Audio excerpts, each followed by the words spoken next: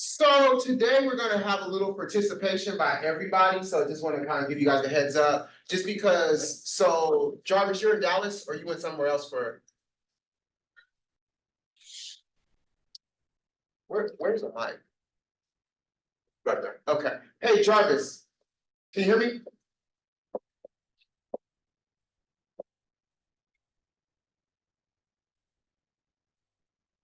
Can you hear us, Jamal?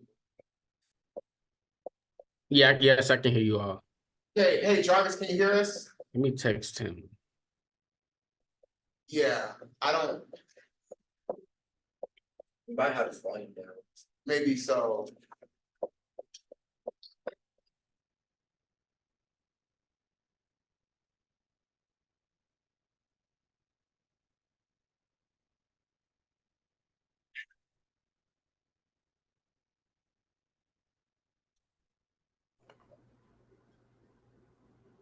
Okay, so Dr. Jarvis, Agent Dr. Jarvis.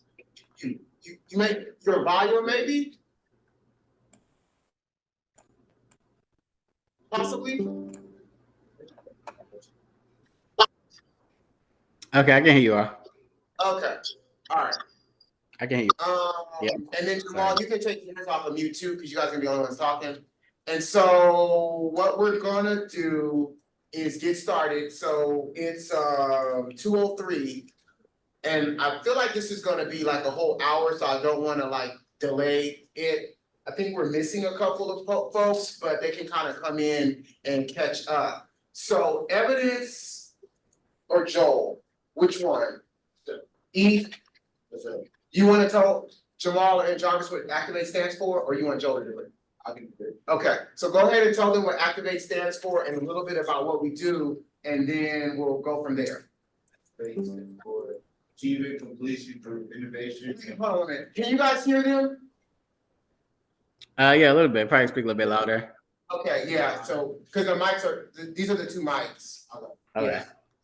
Activate stands for achieving completion through innovation, vision, fatigue, and daydream. Okay, So pretty much, with different goals that we have and, different stuff, how we can as a team, accomplish it and, hold each other accountable so that we can, reach our full potential.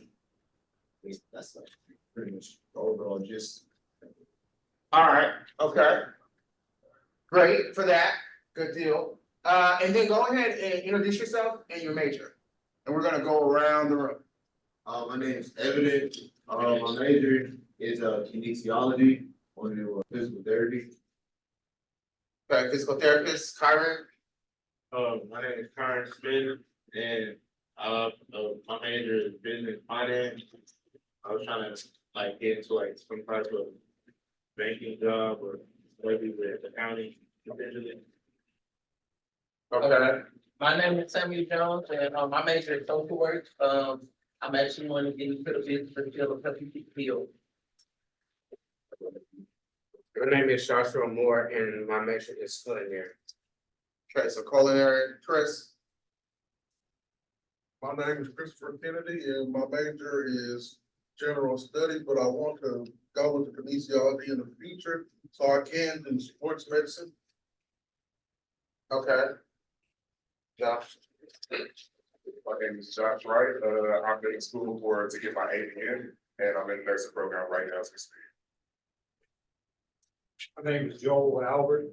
My major is health sciences and my goal is physical therapy.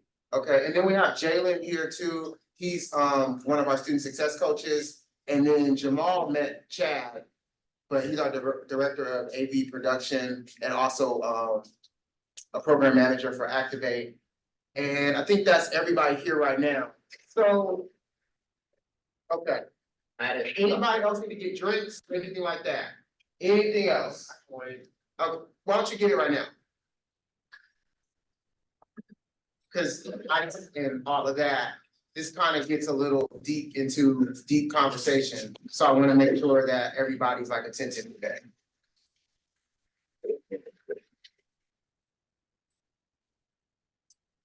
Okay.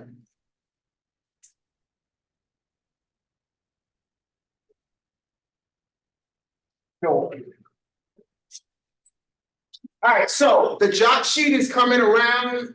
Everybody should have at least a couple of notes from today. I guarantee you that you're gonna need it, cause it's gonna be a very good and informative session. This is kind of, Jamal and Jarvis are essentially how I got into the field of mentoring, if that's what you call it. And so their story is gonna kind of connect and how this all kind of comes together, even a little bit in terms of how we initiated and started activating. So make sure you got the note sheets. So I thought it would be fun to go back a little bit, doing memory lane before they actually talk. And so these are various pictures of different highlighting moments from I guess the last 12 or so years, really, when you think about it. A little bit longer than that, I guess. But anyway, the first picture is at Jamal's graduation, getting his law degree. The second one is at Howard University School of Medicine with, that's not actually Jarvis's graduation, but it's like the placement day. So it's a really big day. He got his long white coat at that one. Then the other one over here is at Morehouse. So that's their undergraduate graduation. And then the one on the end is a single shot of Jarvis getting his long white coat, which essentially signifies the whole doctor is available. All right, so we kind of had you guys introduce yourselves on purpose, and so we're gonna go vice versa and now have Jamal and Jarvis kind of introduce themselves, give you a little bit of information about them outside of what you already read on the bio. And then if you have questions or whatever, start kind of like writing those down. I have a couple of questions that I'll probably ask them, but if you guys start having questions, we can just go that route as well. So we'll start with Jamal because he was born first, and then we'll go with Jarvis. Okay, good afternoon, you all. Can you hear me? Yes, sir. Yes, sir. Okay, so my name is Jamal Garner. Again, like Lee said, I'm a graduate of Morehouse College. I'm native of New Orleans, Louisiana, currently an attorney here in the state of Texas. Went to Morehouse, majored in English, and after that went to Thurgood Marshall School of Law here in Houston, Texas, where I graduated with my law degree in 2022 and was licensed thereafter here in Texas. And currently I'm a staff attorney at an amazing nonprofit called Aid to Victims of Domestic Abuse, where we work with victims of domestic violence and family law cases. And yeah, I'm just glad to be here and excited to have this conversation with you all. Right? Oh, Jarvis, you were second out, so. Good afternoon, brothers. Pleasure to meet you all and honor to be here. Thank you, really, for putting this together. Again, I'm Jarvis Garner, graduate of Morehouse College, graduated in the class of 2016. After Morehouse, went out to medical school at Howard University College of Medicine. I graduated in 2022. I'm a doctor of medicine. Currently a second-year emergency medicine resident here in Dallas, Texas at University of Texas Southwestern Medical Center at Parkland Memorial Hospital. So it's been a journey. Parkland is the busiest ED in the country, but like I said, a pleasure to be here with you, brothers. Brother Lee was our first ever mentor, been with us at least like 14, 13 years. So it's just honor to get back to y'all and just share a little bit of our story with y'all to hopefully inspire you all and be used as a resource. Yeah, it's 14. Okay. So we talked a little about what colleges you attended. Let's go into some obstacles. What are some of the obstacles you guys had to overcome to obtain your degree, both undergraduate and even in medical and law school? I'll start. I would say the biggest was financial initially. So we were raised by a single mom, a wonderful mom, an amazing mom, but unfortunately, entering into college, we didn't have the financial backing that some individuals have. So that was the toughest part, I would say. And so what we had to do was be adamant and be determined as far as getting scholarships, being proactive as far as applying for scholarships and then following up on those scholarships. And once getting into college or getting into Morehouse, maintaining the minimum required GPA to sustain those scholarships. So I would say the initial hardest part was the financial aspect of it, obtaining the resources, the financial resources to go to and get through college.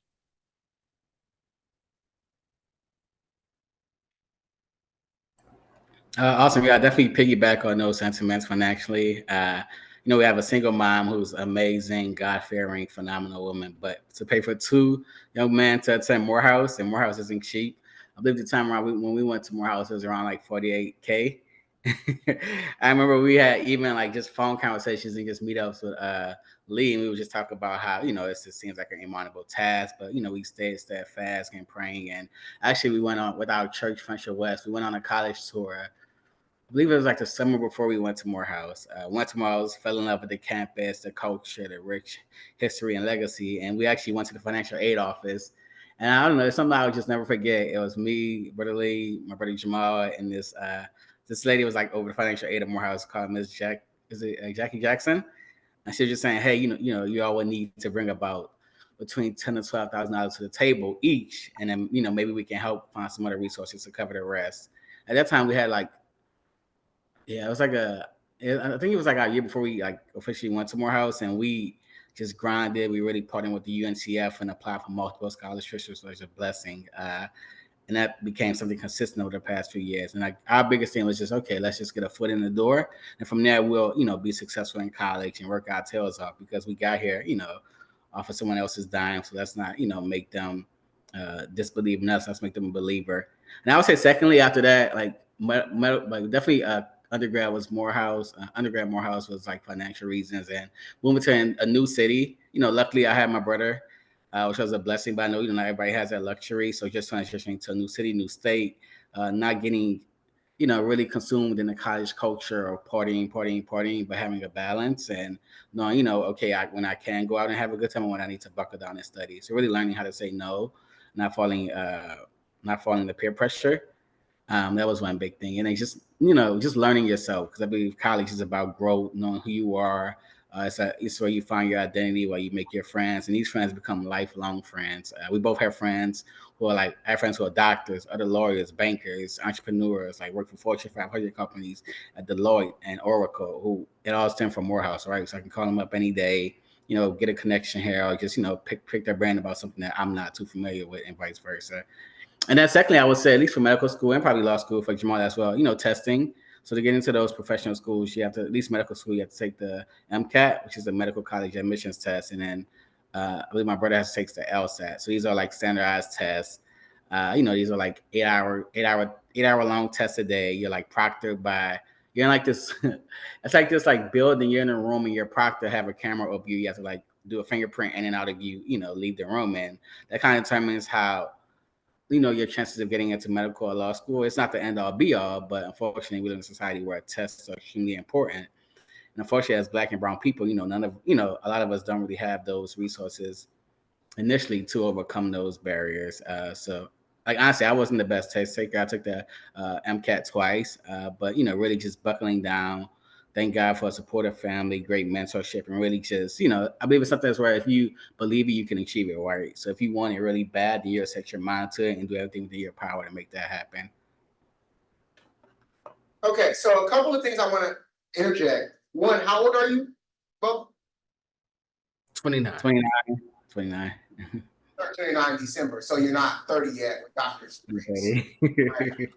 So that's one thing. And then the second thing was the story quite didn't go like that in Ms. Jackson's office, because we went down to Atlanta in 2012. You had already graduated from high school. And so you only had a couple of months before the time that we went down in June to the time that you went back in August. So talk about like that experience of determining kind of how it was going to be for you, not really knowing whether or not you were going to be able to even go back. You had saw the campus, you had smelled it, you had tasted it in June, but you still had to bring $10,000 to the table to go back for August.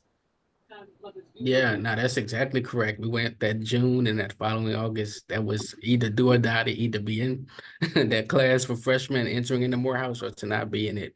So I think it was just our faith in God. They're very big on our faith in God and just, believing that if something is for us, that it truly is for us, and that what God has for us is for us. And so we really just spent the rest of that summer looking for scholarships, just being very proactive and being very determined as far as making sure we reached out to the right people, connected with the right people, and continue to see it through. Like literally, we just spent the whole entire summer seeing it through, is making sure we put our all into getting the money necessary to attend Morehouse. Because we were like, if this is our dream, and if it's in front of us, we definitely feel as though God has us. We have this acceptance letter for a reason. So let's just give it all we have and see what happens. You know, we did what we could do, and God did what we could not do. And thank God it ended up with us being in that Yeah. freshman class that August. Yeah, and I And so- think one thing is that I'm sorry. No, go. I think one thing is that we had a strategic plan. So we went to Morehouse. We kind of got a lay of the campus. We knew, okay, we need to bring X amount to the table. So then we started kind of strategizing with Brother Lee. I remember it was daily, we would go through and Google scholarships, and we were applying just to many scholarships as possible, like Coca-Cola, UNCF, like Greek organizations. We got like the Kappa Phi Psi scholarship. I think my brother got the Phi Beta Sigma scholarship, the United Negro College Funds, the UNCF scholarships, and really just coming up with a systemic game plan to how we're going to tackle this issue. I think it was one thing that God allowed us to go to the campus, see it for ourselves, allowed us to envision ourselves thriving in that environment, but then also speaking to the necessary people involved, saying, okay, this is how the campus is. This is how you can succeed here, but this is what you need to do to get to the campus, right? So then, you come up with a action plan to really facilitate those things. And, we were applying for 10, 20 scholarships a day. And, it got exhausting, right? But thank God for mentors and, for people in our lives like Lee, who just spoke life into us and encouraged us and said, this too shall pass. And if God has this written for you all, then it shall come forth. All right. So why a doctor? Yeah, I get this question a lot. Actually, that's like the number one thing they ask, ask when you're applying to medical school, even, so my journey, I think it started back, originally from New Orleans, Louisiana, moved to Dallas, Texas after Hurricane Katrina. I think being exposed to that and seeing how Black and brown people were, unfortunately treated in that time and era where we didn't get, some people might think we didn't get substantial health care. So many folks died, and a lot of people lost their lives due to a lot of things, which we call health inequities and health disparities. So it's like studies that have shown that Black and brown people perform better. They're more likely to follow up a treatment plan, have better prognosis, more likely to even go to their like future appointments if they have a doctor who looks like them. Even unfortunately now, in the light of we've kind of coming out of the pandemic age, but we all know that COVID affected Black and brown people at disproportionate rates. I think it's imperative that we have people who stand in the gap and look like us in these positions, because it's like okay, if we don't advocate for our patients or advocate for ourselves, then who will, right? Unfortunately, people who don't look like us may not empathize with our beliefs or empathize with our experiences because of just that juxtaposition, for them being able to relate to that. But it's a journey. I love being a doctor. It has its ups and downs, but I couldn't see myself doing any other profession. I think God has allowed me to fulfill and see my purpose early on. I think in high school, around junior year of high school, I was like, okay, I want to be a doctor.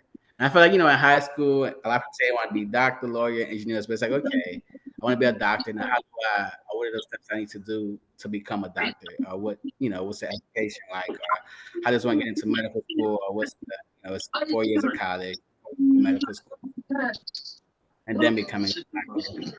So just being intentional, being grounded. A lot of people say, the time it takes a long time, but to me, I'm like, the time is going to pass by anyway, right? So why not be setting you up for a position to really succeed and thrive as you grow older and really, become a really beneficial person in the community. And like I said, this has opened up so many doors and so many lanes that I'm grateful, and being able to just have a seat at the table, and not only have a seat at the table, but also mentor other young students who want to become doctors or anything in the medical field, right? So even if it's not a doctor, a physician assistant, a nurse practitioner, pretty well connected to where, if it's not, you don't want to be a doctor because it's not for everybody, and that's totally fine, right?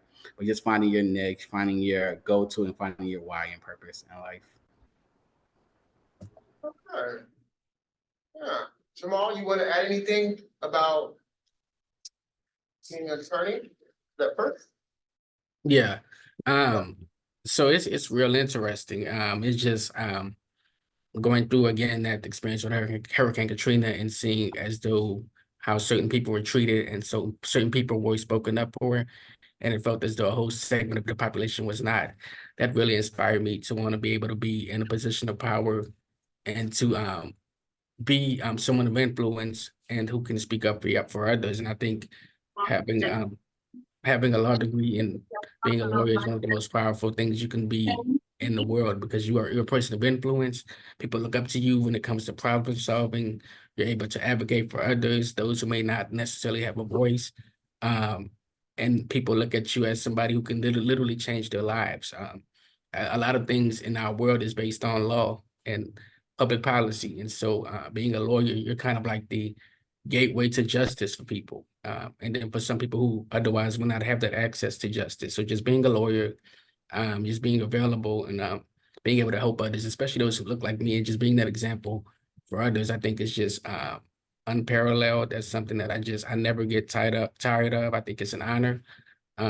It's a heavy weight, but I think with who, major responsibility comes to those who, who do the work and who prepare. And so I think that just having that that weight on my shoulders and just having that high expectation of myself, carrying this load as a lawyer and as an attorney of color, I think it's a great thing, because it's very influential. And for a lot of people, you're the gateway to justice to people who otherwise may not get that justice. Questions? I got some. All right, this is Josh Wright.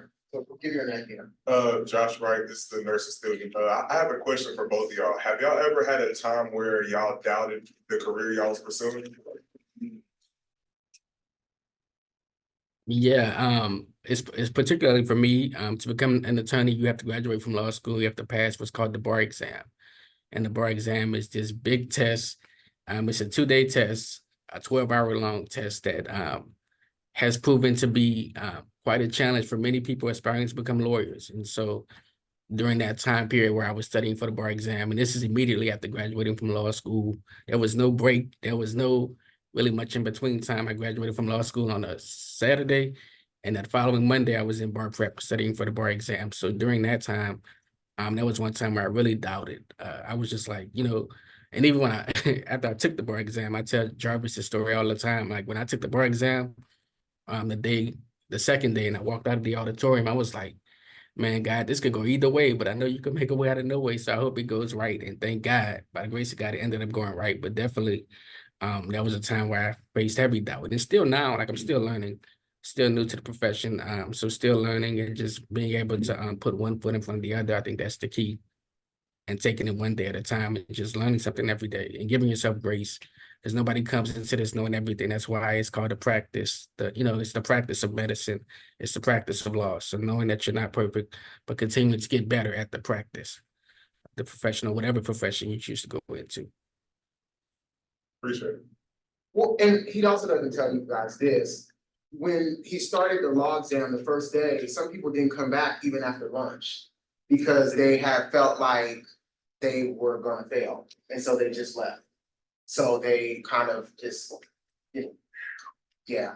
And he came back, went into his car, sat for an hour and came right back and took the desk and did that, for 2 days. Right. So that's a word. Just keep showing up. You just keep showing up and gotta keep showing out. So yeah. Evidence. I have a question.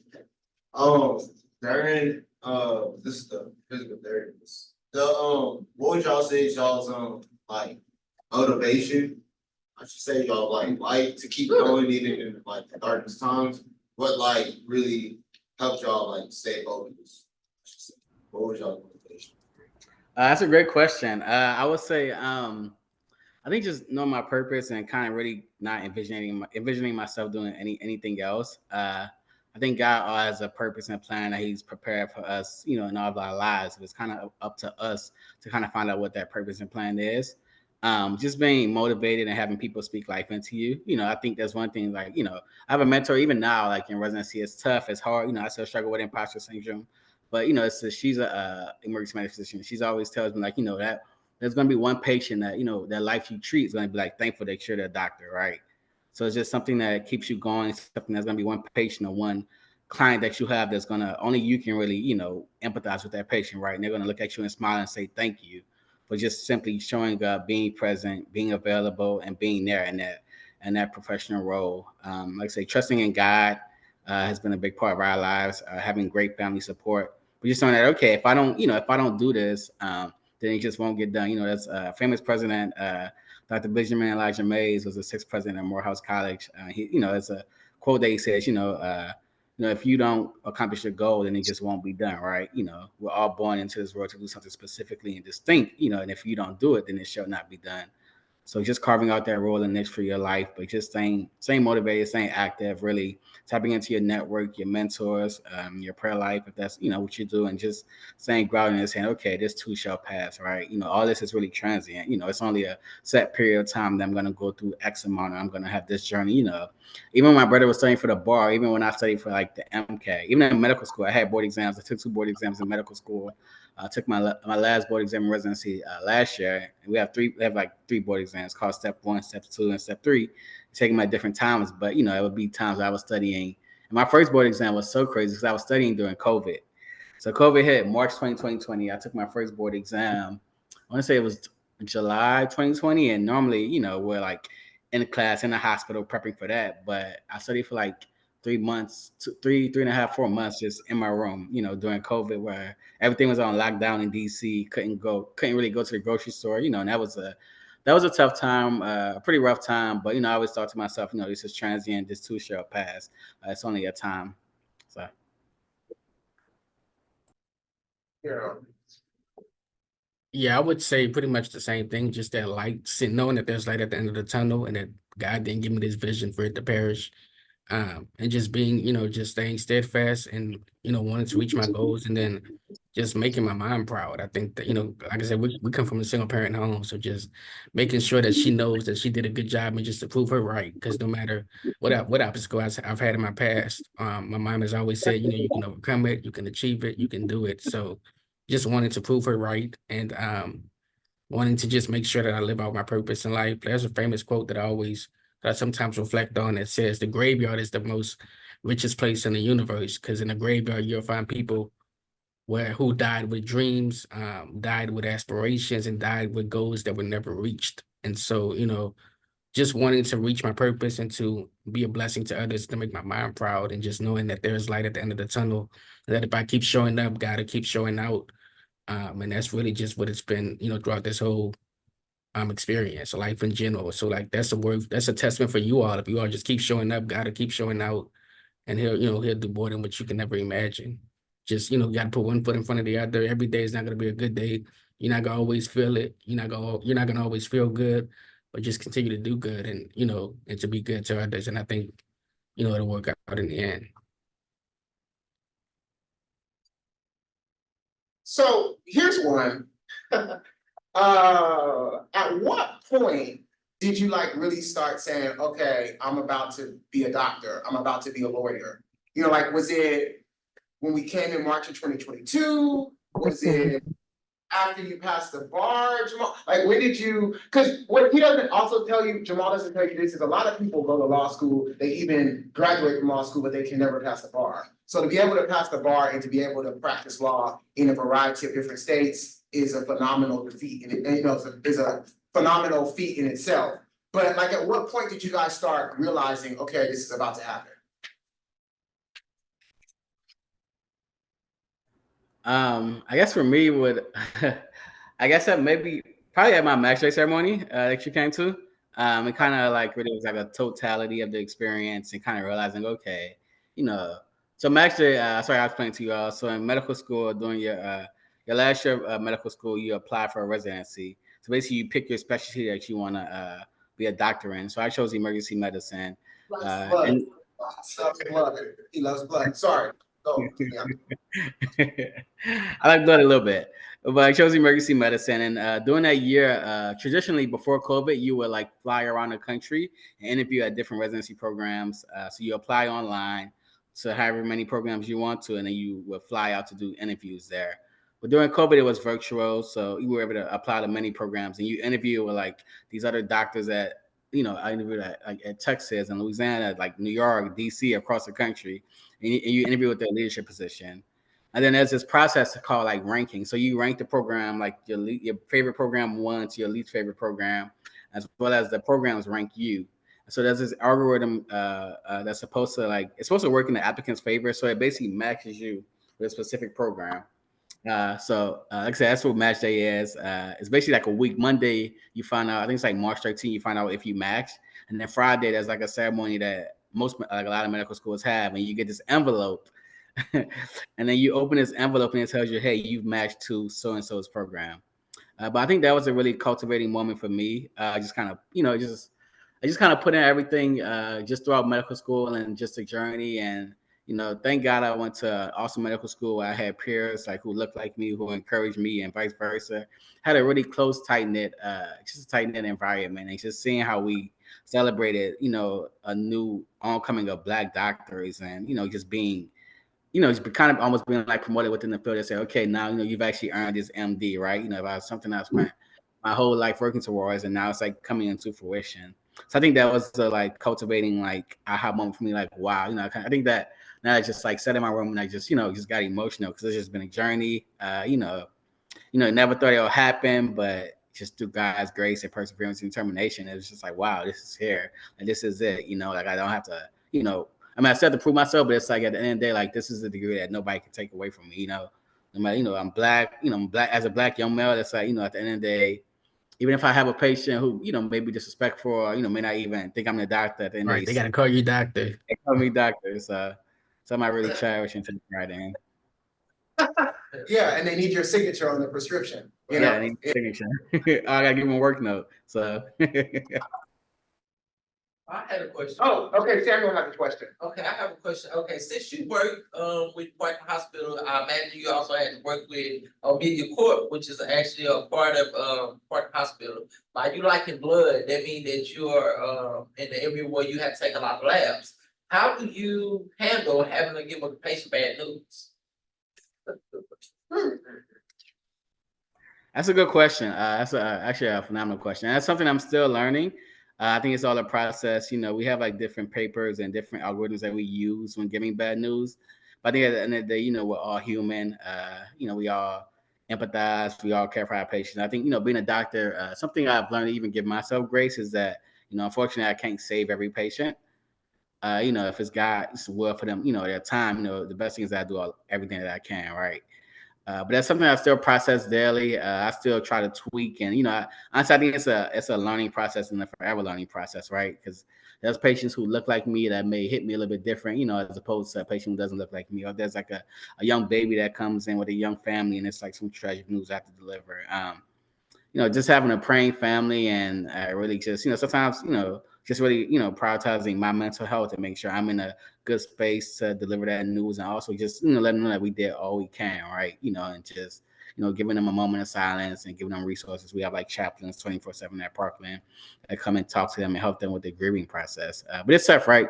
As an emergency medicine doctor, you can have a patient really come in. I think I had one case about 2 months ago. It was a sad case. A young lady came in and she was in cardiac arrest. Basically, her heart stopped pumping, and we like resuscitated her, did like CPR for like 25, 30 minutes. But unfortunately, we didn't get her back, and we had to tell her mom, that her daughter passed away. And like 10 minutes later, you have to move on to the next patient, right? And, that's something that, as humans, it's not I think if it's not like a daily thing or a normal thing in the process that like that fast and then have to move on to the next patient in 10, 15 minutes. And you have to walk in with a smile on your face, with a good attitude, just, greeting them. And it's like, they don't even know I just like pronounced the patient dead, like, 25, 30 minutes ago. So just, trusting God, knowing that you did all you can do. And like I said, unfortunately, I wish I could say this, but, at least in my profession, it doesn't get easier with time because it happens more frequently. Some things, you start to think like, okay, could I have done X, Y, Z differently? That would have changed your patient's outcome. But I think in all, you do the best you can. And then you kind of go from there. And like I say, well, I did all I can do. And if this was God's will, that was going to happen, whether I did X, Y, Z or not, so. Well, I have another question. Oh, for Mr. Jamal. Oh, for Jamal, okay. Yeah, okay. Well, I'm currently a veteran, okay, but I'm pretty much rebuilding my life, right? Okay, by you being an attorney, how do you deal with what type of advice would you give a person who's reinstilling themselves after making mistakes in life, but they're turning to have turned to the right path? What type of advice as the attorney would you give them for as to not give up, or far as transitioning, what steps they need to take to clear their path? if I can say it in that manner. Yeah, thank you. Now that's a great question. I think a lot of that starts with introspection. So just reflecting on, who you are as a person, what do you value? And I feel as though whatever you value, that's what you're gonna show value to. Like if you value, being on the right path and just making a difference in other people's lives, you'll be able to lean towards goals that align you with that path.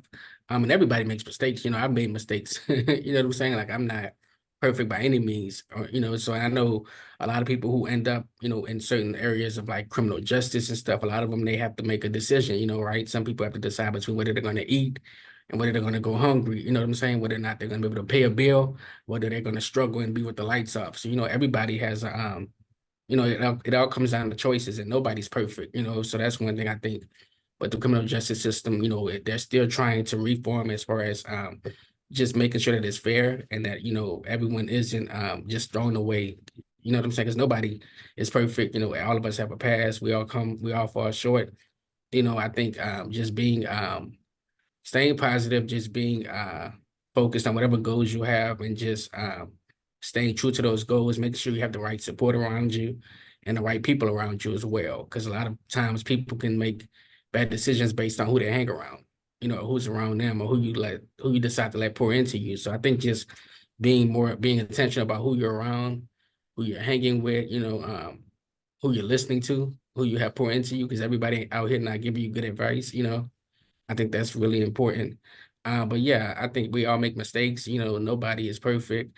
Uh, like we all fall short. I just think just taking it one day at a time and just staying positive and trying to make sure you have those people around you who are pouring into you positively as well. But yeah, that would be my advice. Because like I said, I've made a lot of mistakes. You know what I'm saying? I'm not perfect at all, but I just thank God that, he still sees me fit to keep me on this path and to keep me, making a difference for his people and serving his people. But yeah, I would just say, just make sure you have the right support group, making sure you have people, you're listening to the right people and just maintaining a positive environment. Anybody else? Oh, okay, Josh, got one. So, this is for Dr. Jarvis. Why were you interested in going to the ED and what was your least favorite area of medicine? Huh, that's a good, okay. That's a really good question. So actually, at the Morehouse College, it's actually staying in Dallas about 2 years, and my biggest thing was like, okay, I want to get a job to kind of really show my interest in the medical field because medical school, a lot of people do research after college, which is a good, it's a good tool to help get in medical school. But I'm not a big fan of research. I don't like to like sit at a computer or like study like petri dishes and see how something grows really fast. So I want to kind of get within the niche and actually learn the vocabulary of medicine, kind of see myself in that environment. So I became an emergency room scribe at Methodist Charlton and Methodist Dallas Medical Center. So it's basically a job where you work with the emergency medicine physician, and you basically carry like a laptop around. You basically type their patient's notes.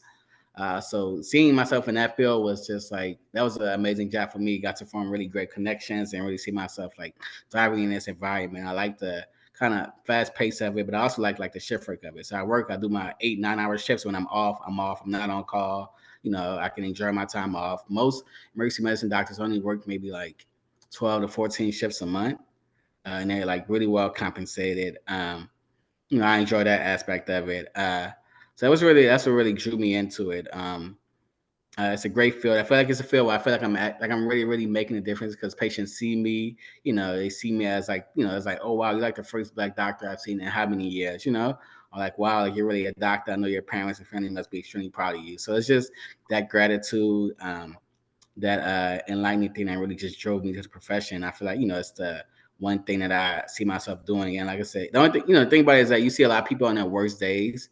So you see a lot of people who are like really sick or really ill, like people who, almost like they're on the brink of death, right? So that's one of like the drawbacks of it. But I feel like, God placed me there for a reason, that it really like uplift to really inspire to do all I can to help others out when they have their worst days, So really empathizing with them, giving them that reassurance and saying, hey, we may not find like the thing that's going on today, but we're going to rule out the big bad life threatening things, possibly. So my job as an emergency medicine doctor is to rule out somebody's having a heart attack, make sure they're not having like a blood clot in the legs or the lungs, make sure it's not like a something we call aortic dissection or things like that, or like a pneumothorax where there's air in the lungs, because these are things that can cause them to die like suddenly and immediately. One drawback of it is I think I think it's just like, wishing you can do more. I think working as an emergency medicine doctor really kind of showed me how, unfortunately, like how in dire need our healthcare system is. Like a lot of patients can't get in touch with their primary care physicians, or they can't afford to go see a specialist, or they can't pay to go see their primary care physician. So they all come to the emergency department.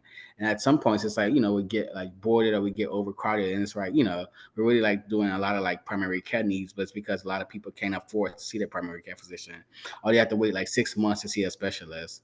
But the one thing about Parkland that I really admire is that Parkland has this thing called a Parkland Financial Plan, where it's called like the PFA, Parkland Financial Plan / Assistance, where residents in Dallas County, they put them on like a financial plan to help them kind of pay for their ED visits. And also we have like a clinic that they can follow up at to get access to a primary care physician. So that's the one thing I would, hope to see better in the future. But it's just really, I guess I didn't know how how bad our healthcare system was prior to going into it. But now I'm like, wow, like it's just like, it's unfortunate. So it's like, even me, like, I mean, I could, Oh, what? luckily I have a mentor who's like a primary care last minute. But if I didn't have that resource, it would be tough for me to even get like a physician, my primary care doctor. So that's one thing that's really shed light on. Joel, okay, Joel has a question. Yes, Joel. This is for Mr. Jarvis.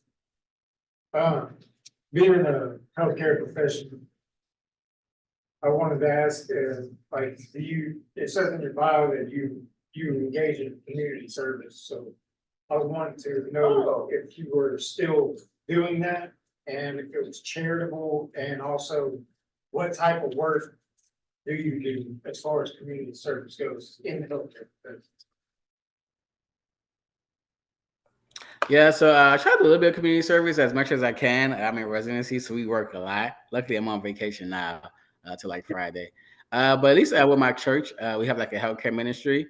So I know at Fresh West, they do like different drives, blood drives, taking blood pressure, just educating the community on diabetes management. Actually, I just enjoy. I think the biggest thing that that we can do as a people is just educate. So I think just educating even our people, but just people in general. I think that's like I think at least every shift I've been in the emergency department, there's always been at least like 5, 6, 7 patients with at least diabetes, hypertension. And I feel like I've never had a shift where I haven't seen a patient without that, right? And that comes from, eating habits, from, diet, from genetics. And so I think a lot of people just don't have that luxury of being educated. Okay, this is some things that you can eat, some exercises that you can do, some practices and methods that you can do to help negate these issues in the future, so that you won't be at a higher risk for like a heart attack or stroke or things like that, right? That affect our communities. So I think even when I'm not doing community service, I guess realistically just educating, just talking to different individuals, saying, okay, how can I help to keep you out of this emergency department for the next, so and so months or next like few years, right? But I think that's definitely important, giving back to your communities, whether it's speaking engagements, whether it's volunteering at the nearest food bank. Those things are really important. That shows, really commitment and dedication to not only succeed, but also lift others up as you climb, right? And giving back to the community and those who are less fortunate to you. Or whether it's like feeding the homeless, things like that, or going to a blood drive or donating blood. So there's various methods that you can get involved in to donate to the community, just to show your commitment, your purpose, your drive. So not only, help yourself, but also help others around you. Thank you. Yes, sir. All right, anything else before we ask our last question? I actually have a question. Oh, okay, Chad has a question. Yeah, yes. So, I like what you said, Jamal, about it's called a practice because it's something you work towards every day. It's not something you're perfect at. I think that was Jamal that said that. So both of y'all, a question to both of y'all. Jamal, what do you do every day to make sure you're the best lawyer you can be? Jarvis, what do you do every day to make sure you're the best doctor you can be? I would say listen. I work in a field where family law and working with victims of domestic abuse, where a lot of times our clients feel as though they have no one else to turn to. And so when they come in, it's like they come in and it's like the last resort. It's like, and you know, I'm a male, and so primarily my clients are women. And so I think just listening.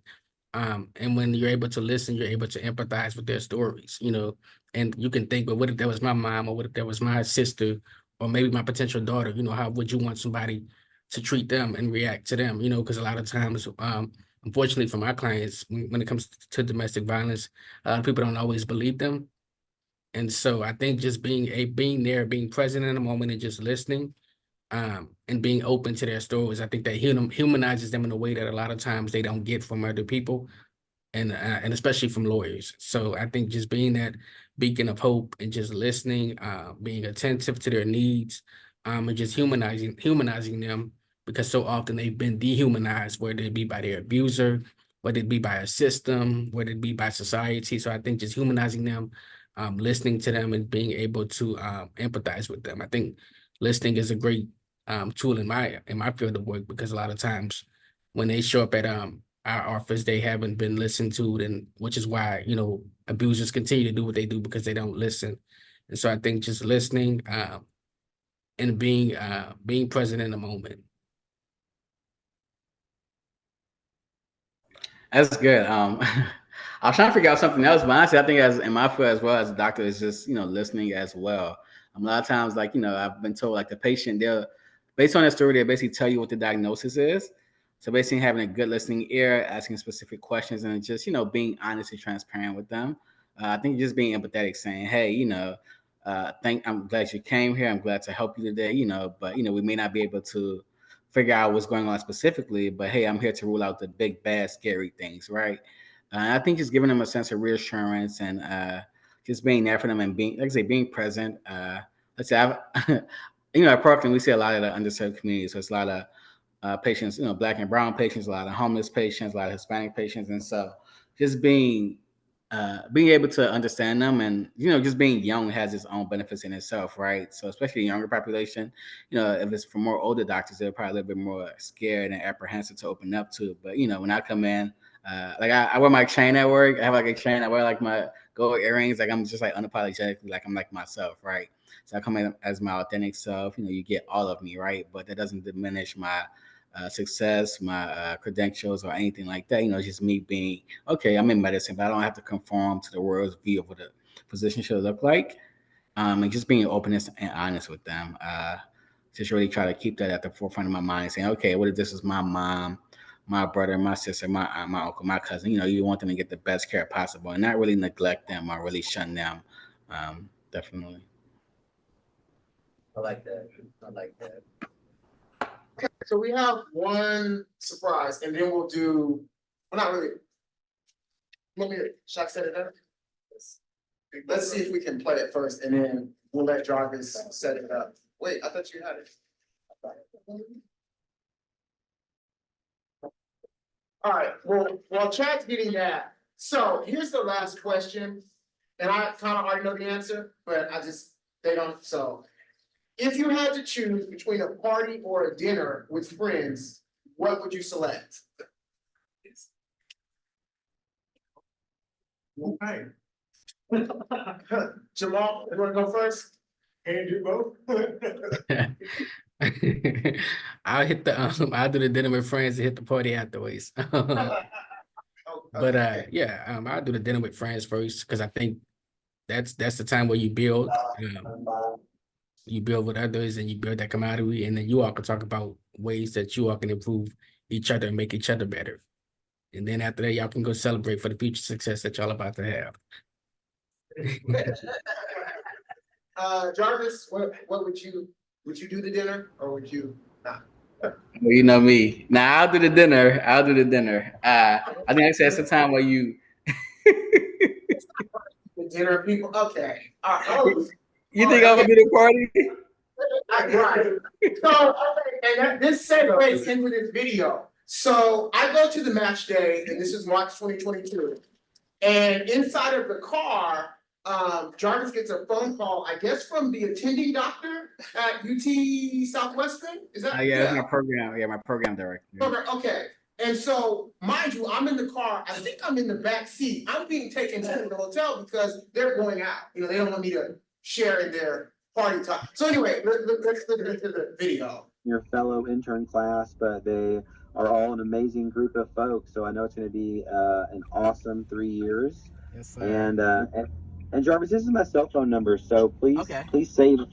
If you need anything between now and July 1st, don't be afraid to call, text, or email, or reach out, and let me know. Thank you so much, Dr. Williams. It's a pleasure. Looking forward to it. Excited to join the family. Yes, sir. Awesome. Well, we are all excited to have you, Jarvis. I know that there was a lot of excited folk here to see your name on our match list, and me included. So can't wait to see you in June. And like I said, go celebrate today, and let me know if you need anything. Yes, sir. Thank you so much, Dr. Williams. Great to hear from you. Thank you so much. All right. Take care, Jarvis. Bye-bye. Yes, sir. Yes, sir. Have a good night. He called at the perfect time, because if you would have called like 30 minutes later, Jarvis might even answer, but yeah, so that's the. I don't even know you, and watching that video had me smiling so big, man. That's so, Yeah. so sweet, man. That's a moment. Swear Yeah. So any final thoughts before we go? I think we have 3:30 meeting with Matt. Right. Okay, so we still have time, but you guys have anything else before we, nothing? Josh, you want their contact? You want Josh's contact? Yeah, for my Okay. Jarvis contact. Joe, you good? Yeah. Chris, anything? Hey, Tyler? No? Samuel? I got one thing. Okay, Samuel has one more question. Yes. If you looked at us as your peers, and this was coming to the end of your presentation, what would you leave us with coming from the both of y'all? What would you leave us as your peers looking up to you guys, and you guys looking up to your mentors?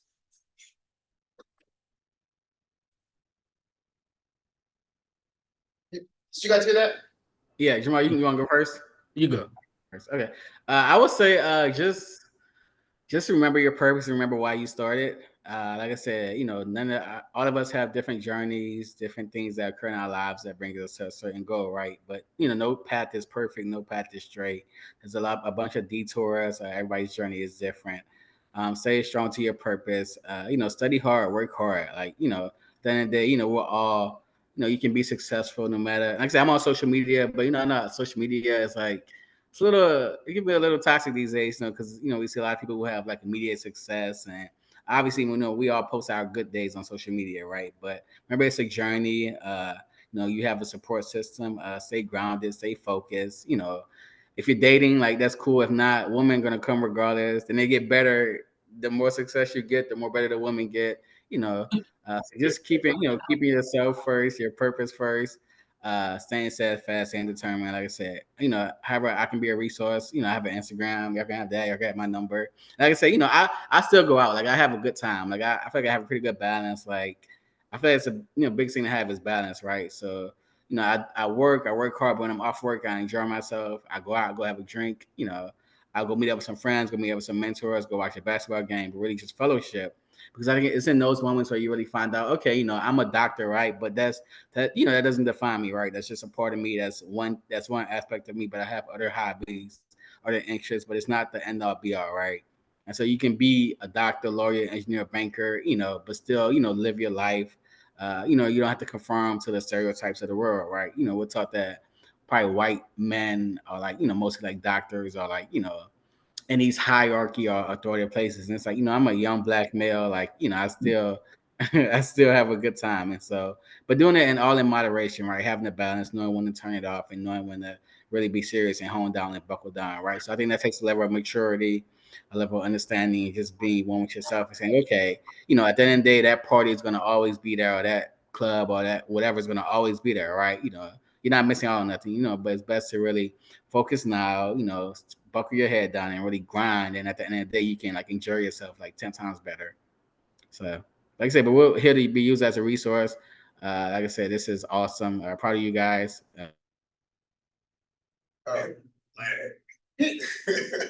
Thank y'all. So looking forward to seeing how you all. Okay. Yeah. Like, Jarvis, you're cutting in and out, but Jamal, you go real fast. Okay. Not Yeah, really fast. Okay, yeah, I would just say to remember your why, remember why you started, and just hold on to that during the days where you don't feel like it, where it doesn't feel like it, where everything may not be going as planned. Just hold on to your why, because that's what's gonna push you through and keep you grounded on those days where it ain't looking too good. And so I think for me, that's been something that's kind of held me, sustained me as well, just remembering my why. On days where I was like, God, I don't know what's going on, but I'm gonna keep putting one foot in front of the other and trust that it's gonna all work out for my good. So just remembering your why, staying grounded in who you are, staying true to who you are, knowing that, there is a lane for you in whatever field you want to go into, and you don't have to be anything outside of yourself. That was when God made you, he made you, he said that's good. So just staying true to yourself, staying true to your values, and just remaining true to who you are. I think that's something that that's been beneficial for me, and just it keeps me going on days where I don't feel like I can do it, or feel like days that are too overwhelming for me. Just remembering my why and just staying true to who I am. Yeah. Yeah, proud of you all though. Proud of you all for sure. I got the most important question of the day. Oh, Who's the GOAT, LeBron or Jordan? Hey, Jordan to go. Jordan to go. Jordan to go, but I got love for LeBron. LeBron been holding it down for a minute, so. Thanks, Jordan. Okay. Wait, but you guys were born in 96, right? No. 94. 94. Yeah. Yeah.